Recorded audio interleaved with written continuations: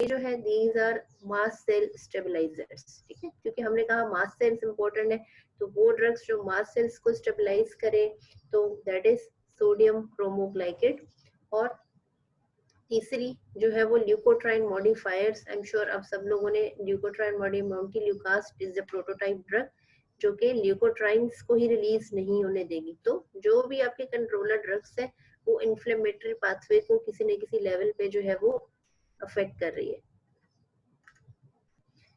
Methyl जेंथीन्स जो है, जो थियोफाइलिन्स है, वो भी एक बेसिकली दे आर ब्रोंकोडायलेटर, लेकिन जब लॉन्ग एक्टिंग फॉर्म होगी तो वो फिर आपकी एज अ कंट्रोलर एक्ट करेंगी। So reliever we have discussed what are the reliever medication in asthma and what are the controller medications.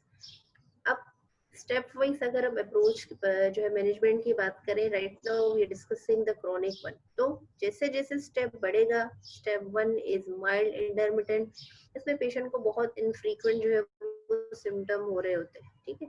तो जितनी स्टेप कम होगी उतनी जो है वो नंबर ऑफ ड्रग्स पेशेंट को कम चाहिए होगी, और जैसे जैसे स्टेप बढ़ेगा तो जो ड्रग्स है उसकी रिक्वायरमेंट जो है वो इंक्रीज होगी। चूंकि माइल्ड इंटरमिटेंट या माइल्ड एपिसोडिक में पेशेंट को बहुत इनफ्रीक्वेंट सिम्टम हो रहे हैं, तो पेशेंट को क्या चाहिए, patient just need inhaled beta 2 agonist as needed, या जिसको हम अपनी मेडिकल टर्मिनोलॉजी में एसओएस कहते हैं, ठीक है। तो step one, infrequent symptom and just as needed short acting beta 2 agonist। Patient को जब सिम्टम होंगे तो वो अपना इनहेलर जो है वो यूज करेगा।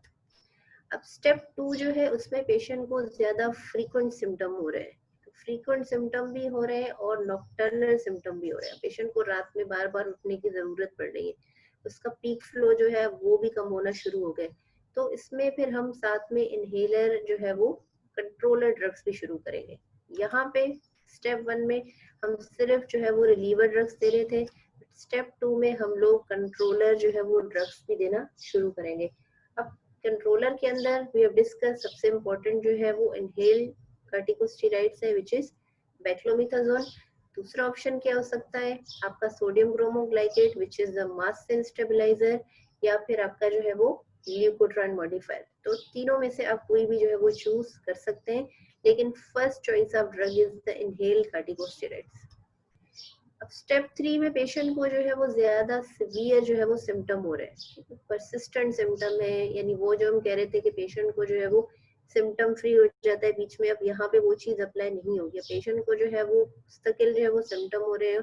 तो जैसे जैसे सिवियरिटी बढ़ती जाएगी हम नंबर ऑफ ड्रग्स जो है वो इंक्रीज करते जाएंगे। यहाँ पे हम पेशेंट को इनहेल्ड स्टेरॉइड्स भी देंगे, उसके साथ जो है वो लॉन्ग एक्टिंग बीटा 2 एगोनिस्ट भी देंगे। शॉर्ट एक्टिंग जो है वो सिर्फ सिम्टम रिलीफ के लिए था, लेकिन लॉन्ग टर्म में हम लॉन्ग एक्टिंग ब्रोंकोडायलेटर्स भी पेशेंट को जो है वो ऐड करेंगे। थियोफाइलिन्स भी ऐड कर सकते हैं, उसके साथ जो है वो मॉन्टिल्यूकास भी ऐड कर सकते हैं, ताकि पेशेंट के जो है वो सिम्टम्स जो है वो बिल्कुल कंट्रोल जो है वो रहे। Step 4 is the most severe form of asthma, ठीक है। तो इसमें पेशेंट को जो है इवन ओरल स्टेरॉइड्स की भी जरूरत जो है वो पड़ सकती है, and remember this is the most severe form of asthma.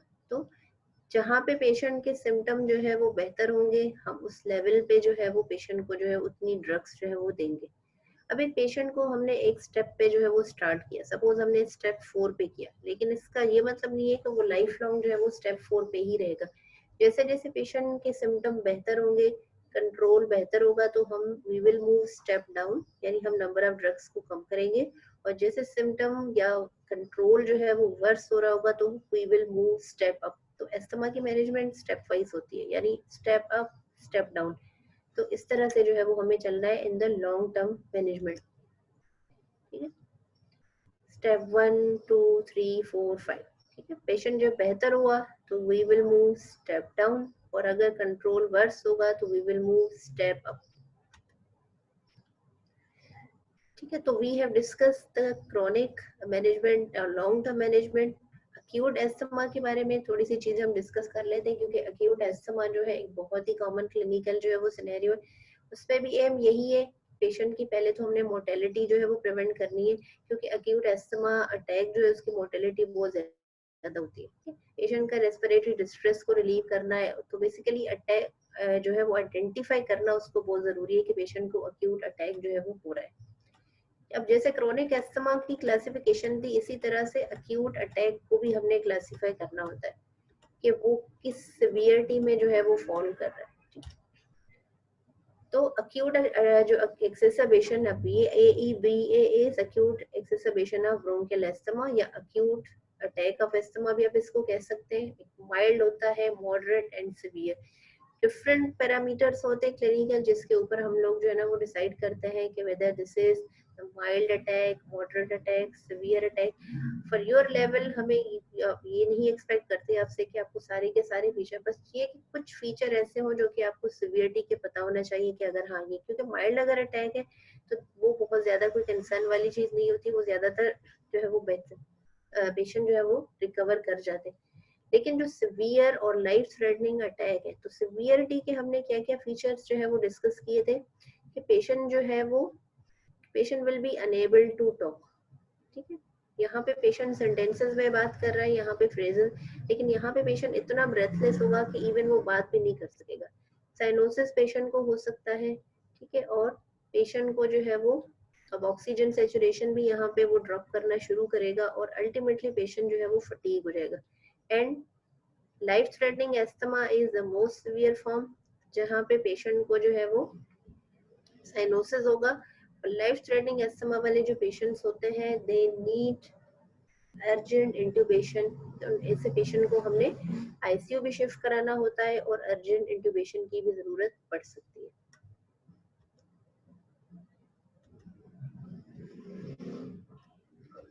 Acute जिस तरह से लॉन्ग टर्म मैनेजमेंट है, इसी तरह से अक्यूट अटैक के भी मैनेजमेंट के कुछ प्रिंसिपल्स है जो हमने फॉलो करने। तो पहले तो हमने असेस करना है कि वो सिवियर अटैक है या लाइफ थ्रेटनिंग अटैक है। तो सिवियर अटैक में रेस्पिरेटरी रेट इंक्रीज होगा, पीक फ्लो जो है वो रिड्यूस्ड होगा, और लाइफ थ्रेटनिंग में पेशेंट को साइलेंट चेस्ट, साइनोसिस होगा, या फिर पेशेंट जो है वो कंफ्यूज या कोमा वाली स्टेट में होगा। तो ट्रीटमेंट जो है वो आपने इमीडिएटली जो है वो स्टार्ट करना है। सबसे इम्पोर्टेंट चीज ये है कि we have to give patient high flow oxygen. सबसे ज्यादा जो प्रॉब्लम पेशेंट के लिए हो रही है that is because of hypoxaemia. तो पेशेंट को हाई फ्लो ऑक्सीजन दें, देन पेशेंट को हमने सैल्ब्यूटामोल या ब्रोंकोडायलेटर देने इन द नेबुलाइज्ड फॉर्म, क्योंकि ये सिस्टमिक फॉर्म में अगर हम देंगे तो बहुत ज्यादा टेकीकार्डिया करा सकते हैं। तो हम ये ड्रग्स जो है वो देते हैं इन द नेबुलाइज्ड फॉर्म। तो नेबुलाइज सैल्ब्यूटामोल। इनहेलर हम इसलिए नहीं देते क्योंकि पेशेंट इतना ब्रेथलेस होता है कि वो इनहेलर यूज नहीं कर सकेगा। सिस्टमिक कार्टिकोस्टेरॉइड्स, तो high flow oxygen, nebulized salbutamol, and systemic steroids which is hydrocortisone। X-ray patient का कराएंगे, कुछ बेसलाइन लैब्स कराएंगे। अगर इनसे भी पेशेंट रिस्पॉन्ड नहीं करता तो कुछ और भी थेरेपीज हम लोग ट्राई कर सकते हैं, जैसे अमाइनोफाइलिन इन्फ्यूजन है, और we can even give magnesium sulphate to the patient. तो ये चीजें फिर हम रिपीटेडली देते रहेंगे। ऐसा नहीं पेशेंट को एक दफा हमने नेबुलाइज करवाया देन वी विल सिट। तो हम नेबुलाइज पेशेंट को कराते रहेंगे डिपेंडिंग अपॉन द सिवियरिटी। फिर आप जो है वो आवरली कराएं, 2 आवरली कराएं। कुछ ऐसे पेशेंट्स भी होते हैं जिनको कंटिन्यूस नेबुलाइजेशन की जरूरत पड़ सकती है।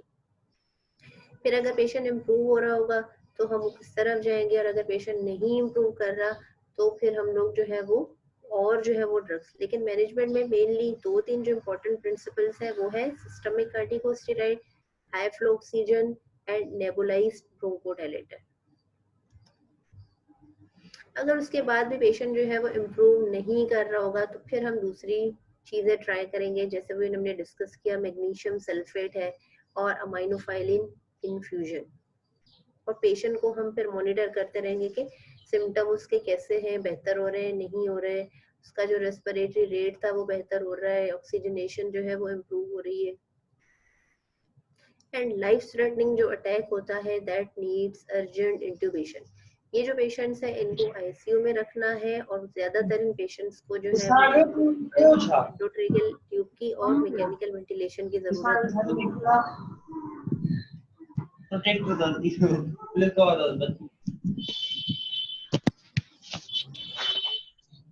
बाकी इसमें कुछ चीजें हैं जैसे एस्थमा की मैनेजमेंट है, तो we have discussed management of chronic asthma and acute attack of asthma. Pregnancy में जो मैनेजमेंट है ये कुछ स्पेशल सिचुएशंस हैं। तो प्रेगनेंसी में अस्थमा की मैनेजमेंट जो है वो बिल्कुल डिफरेंट नहीं होती। प्रेग्नेंट एस्थमेटिक जो है वो सारी मेडिकेशन जो है वो ले सकती है। अगर कोई पहले से एस्थमेटिक है अपनी मेडिकेशन जो है वो ले सकती है सारी, स्पेशली अगर वो इनहेल्ड फॉर्म में है तो फिर तो कोई भी प्रॉब्लम नहीं होगी। अगर ओरल फॉर्म में है तो फिर हमें कुछ ड्रग्स को जो है वो मॉडिफाई करना पड़ता है। Allergic rhinitis is an other allergic condition में जिसमें पेशेंट को जो है वो नेजल सिम्टम ज्यादा होते हैं, और ये भी एस्थमेटिक पेशेंट्स में जो है वो काफी कॉमन होती है, क्योंकि इसमें भी एलर्जिक फिनोमेना होता है और एस्थमा में भी एलर्जिक होता है। तो ज्यादातर इन पेशेंट्स को एलर्जिक राइनाइटिस के सिम्टम्स भी होते हैं। अब ये एक टर्म है स्टेटस एस्थमेटिकस, जो कि प्रीवियसली जो पुरानी आपकी बुक्स में लिखा था, लेकिन this is no more use. अब स्टेटस एस्थमेटिकस को हम अक्यूट सिवियर एस्थमा या अक्यूट एक्सेसर्बेशन ऑफ एस्थमा ही कहते हैं। ठीक है, तो यहाँ पे जो है वो हम लोग जो है ना वो वाइंड अप करेंगे। एंड आई वुड लाइक कि अगर आप लोगों को कुछ जो भी क्वेश्चंस है वो आप लोग डिस्कस कर लें, क्योंकि नेक्स्ट क्लास में जो है वो हम लोग सीओपीडी डिस्कस कर रहे होंगे। तो सीओपीडी और एस्थमा में बहुत सारी चीजें जो है वो मैनेजमेंट साइड से तो मिल रही होगी, बट कुछ इम्पोर्टेंट जो है ना डिफरेंशिएटिंग पॉइंट्स हैं वो भी हम लोग डिस्कस करेंगे। तो if you have any questions you can ask. Slides आपके पास अवेलेबल हैं, बट मेरी जो सजेशन है आपको यही होगी कि आप स्लाइड्स की बहुत ज्यादा डिटेल्स में न जाए, वही चीज उन्हीं चीजों के ऊपर फोकस करें जो कि हमने जो है वो डिस्कस की है। ठीक है, तो स्लाइड्स में बहुत सारा मटेरियल और भी है, लेकिन जो चीजें हमने डिस्कस की है इस लेवल पे वो सबसे ज्यादा इम्पोर्टेंट है।